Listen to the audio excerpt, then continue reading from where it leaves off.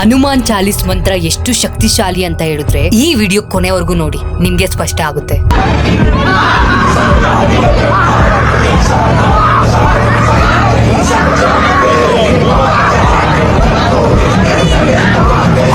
ನಿಮ್ಮ ಮನೆ ಸುತ್ತ ಕೆಟ್ಟ ಆತ್ಮಗಳ ಪ್ರಭಾವ ಇದ್ದರೆ ಈ 3 ಲಕ್ಷಣ ಕಂಡು ಬರುತ್ತೆ. ಮೊದಲನೇದು, ಮನೆಯಲ್ಲಿ ಯಾವುದೇ ಕೆಟ್ಟ ಆತ್ಮ ಇದ್ರೆ ಮನೆಯಲ್ಲಿ ತುಂಬಾ ದುರ್ವಾಸನೆ ಬರುವುದು ಶುರುವಾಗುತ್ತೆ ಮತ್ತು ಮನೆಯಲ್ಲಿ ಸುಮ್ನೆ ಆದ್ರೂ ಯಾವುದೋ ಒಂದು ವಿಷಯಕ್ಕೆ ಜಗಳ ಶುರುವಾಗುತ್ತೆ. ಇನ್ನು ಎರಡನೇದು, ನಿಮ್ಮ ಮನೆ ಒಳಗಡೆ ಯಾವುದೇ ಒಂದು ಪವಿತ್ರ ಫೋಟೋಗೆ ಯಾರೋ ಹೂ ಹಾಕಿದ್ರೆ ಅದು ತನ್ನಂತಾನೆ ಕೆಳಗೆ ಬಿದ್ದಿರುತ್ತೆ.